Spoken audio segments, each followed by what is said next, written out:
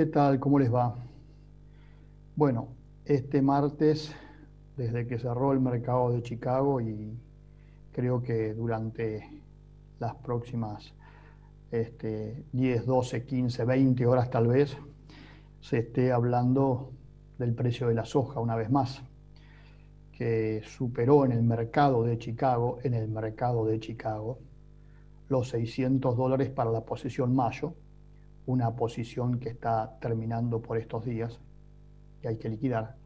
Pero no obstante, la posición julio también cerró muy cerca de los $600, $593, y es un precio que no se daba desde septiembre, por allí, del año 2012. También el trigo y el maíz tuvieron subas en la jornada del martes, aunque no llegaron a compensar las bajas que habían tenido el lunes. En el mercado local, las subas de la soja se reflejaron, como siempre, de manera parcial, aunque en este caso más que en otras oportunidades. Y en el caso del trigo y del maíz también se reflejaron esas subas.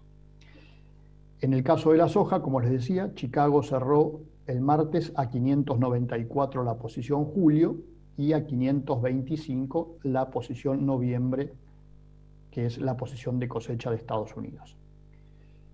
Este miércoles, después del mediodía, el Departamento de Agricultura de los Estados Unidos va a dar a conocer su informe de oferta y demanda mundial, como lo hace todos los meses, y en él se va a reflejar el primer dato, la primera proyección sobre la estimación de producción de la campaña 2021-2022 a nivel mundial para todos los países y para todos los productos, trigo, maíz y soja. Por supuesto, todas las miradas están puestas en lo que el USDA diga para Estados Unidos.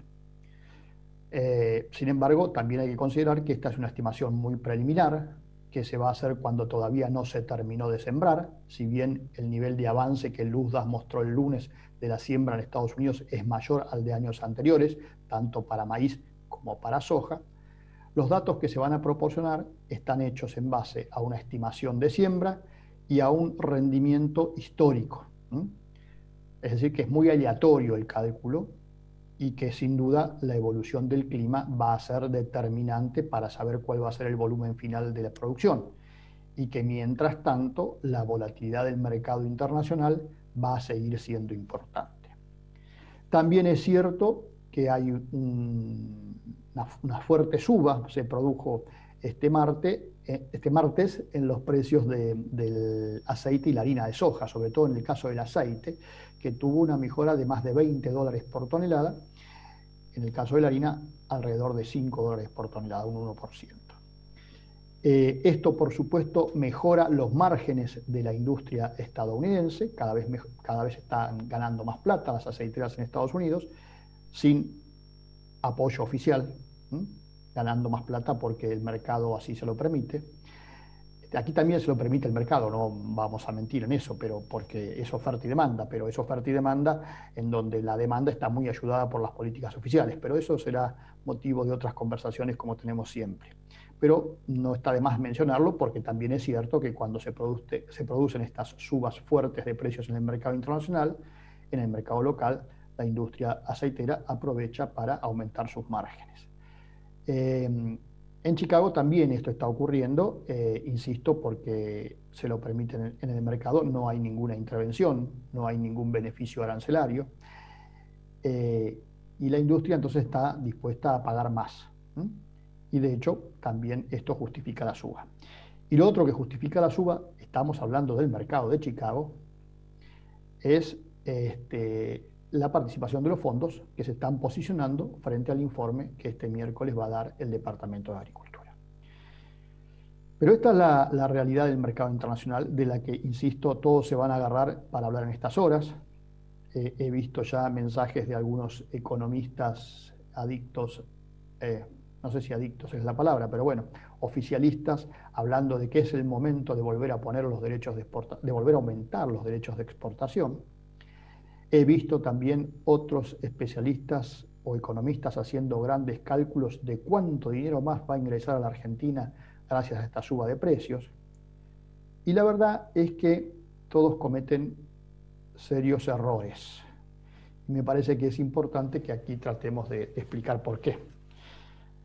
Respecto al ingreso de divisas, es cierto que cada que suben los precios internacionales hay una mejora, pero también es cierto que los mercados son dinámicos, que transcurren a lo largo del tiempo, y que durante todo este tiempo transcurrido, la Argentina ha vendido al exterior mucho volumen de lo que es su cosecha.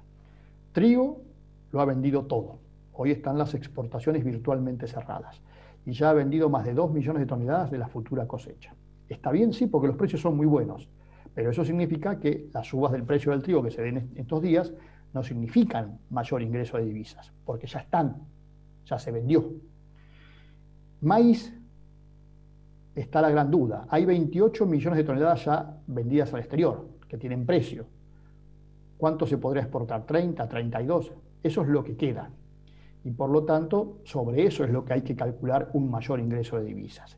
Y en el caso de la soja, cuya cosecha, volumen final está muy en duda, pero supongamos que sea 43, 44 millones de toneladas, hay ya alrededor de 15, 16 millones de toneladas vendidas al exterior, ya sea como poroto, como harina o como aceite. Por lo tanto, el cálculo hay que hacerlo por la diferencia, que eventualmente es lo que falta vender. Ese es un dato. Lo mismo para la recaudación, porque todo lo que ya se vendió tiene establecido un precio, que fue el del momento de la venta, y un derecho de exportación. Hablando de los derechos de exportación, este mismo razonamiento que les acabo de hacer invalida cualquier posibilidad de aumentar los derechos de exportación que tenga como fin recaudar. De bajar el precio interno lo hemos hablado más de 1000 veces diciendo que eso no tiene ningún sentido. Pero si a alguien se le ocurre, como a estos economistas que veía del oficialismo, que dicen que al aumentar los derechos de exportación, muchachos, el trigo está todo vendido, no tendría ningún impacto en la recaudación, el maíz está prácticamente todo vendido y la soja no lo pueden aumentar. En trigo y maíz pueden aumentar 3 puntos y en soja no pueden aumentar nada, salvo que le toquen el diferencial a la industria aceitera. Ya se los expliqué alguna vez eso. Y no pueden aumentar nada porque hay una ley del Congreso que así lo establece. Y esa ley del Congreso está vigente hasta el 31 de diciembre de este año y allí se dice que la soja no puede tener un derecho de exportación mayor al 33%. El otro dato es que los precios de la soja, como les decía antes, no alcanzaban este nivel desde el año 2012, desde septiembre concretamente, en el mercado de Chicago. En el mercado de Chicago, los precios de la soja en septiembre del 2012 llegaron a ese nivel, se mantuvieron durante parte de octubre y después empezaron a caer porque, claro, ingresaba la cosecha. En la Argentina, cuando la soja llegó a superar los $600 en Chicago, el año 2012, por la soja, en Argentina, se pagaban entre 400 y 430 dólares la tonelada FAS Rosario. Es decir, casi 70, 80 dólares más de lo que se está pagando ahora. En aquel momento, los derechos de exportación de la soja eran 35% y de los subproductos o de los productos industrializados 32%. Hoy, los derechos de exportación de la soja son 33% y de los productos industrializados 31%. ¿A qué se debe esa mayor diferencia? Bueno, como les vengo diciendo, en parte a que la industria aceitera está obteniendo un mayor beneficio, probablemente también sea cierto que tiene costos más grandes porque tiene menor producción disponible para procesar, o al revés, tiene mayor capacidad de procesamiento de la que la Argentina hoy soporta en función de su capacidad de producción, porque se castigó al productor de soja. Y también es cierto que estamos pagando, los productores están pagando el famoso fideicomiso, en el 2012 también lo pagaban, y también es cierto que los productores están pagando el costo de la logística, el mayor costo de la logística que tuvo la Argentina por la bajante del Paraná, por los paros, etcétera, etcétera. Y lo otro que también es cierto es que el diferencial cambiario, la distorsión, en aquel momento era del 27% en septiembre del 2012. Teníamos un tipo de cambio oficial de alrededor de 4,60, 4,65 y un tipo de cambio blue, marginal o como quisieran llamarle, de 6,34. Hoy ese diferencial está en cerca del 40% si comparamos los 154 del mercado de la Bolsa de Comercio contra los 94 que se pagan o que le pagan al productor en el tipo de cambio del Banco Nación. Entonces, lo que se debe trabajar en estas horas, sobre todo creo yo que las entidades del campo deberían hacer una presentación en este tema, para que no se llegue con información distorsionada al conjunto de la sociedad. No hay que decir que el productor está perdiendo plata, porque tampoco es cierto. Si le fue bien con la cosecha, probablemente tenga niveles de rentabilidad en todos los cultivos absolutamente inesperados y que por otra parte hay que ir muy atrás a buscar niveles de rentabilidad como los que está teniendo hoy. No, ese no debería ser el mensaje. El mensaje debería ser la verdad. Y la verdad es que el productor argentino está lejos de cobrar $600 la tonelada y que además el principal beneficiario con lo que está cobrando el productor argentino, mejor dicho, con lo que vale la soja en el mercado internacional, no es precisamente el productor argentino, sino que es su socio, que es el Estado Nacional, ¿no? Yo les voy a mostrar cuál es el verdadero precio de la soja en la Argentina, en dólares por tonelada. Empezamos por mostrarles los $594 que cerró la posición julio, este martes, en el mercado de Chicago. Pero ese no es el precio al cual la Argentina exporta. El precio al cual la Argentina exporta, si es poroto, es 1, pero si es aceite y harina, es un precio compuesto entre el valor de exportación del aceite y el valor de exportación de la harina, en función del contenido de aceite y de harina que tiene cada grano de soja, lo que llamamos el precio FOB de la industria. Para este martes estaba en $595 por tonelada industrializada de soja exportada. Si uno mira los precios que se pagaban este martes en la zona de Rosario, alrededor de 34.000 pesos, 34.000 pesos, y lo transforma al tipo de cambio oficial, eso da $362.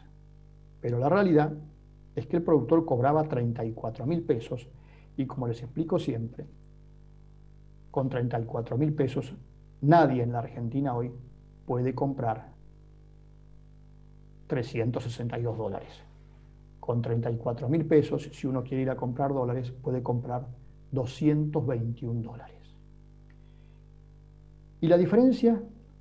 ¿La diferencia desapareció? No, la diferencia es del Estado, que se queda con $362 verdaderos, porque al Estado ingresan dólares reales, al país ingresan dólares billetes verdes, de los cuales el 31% son derechos de exportación, y el diferencial es la distorsión cambiaria. Entonces, la verdad, la única verdad, es que el productor argentino hoy está cobrando, a pesar de los $600 en Chicago, el 37% del precio internacional en su equivalente en pesos. Se los puedo hacer de otra manera, simplemente para mostrarlos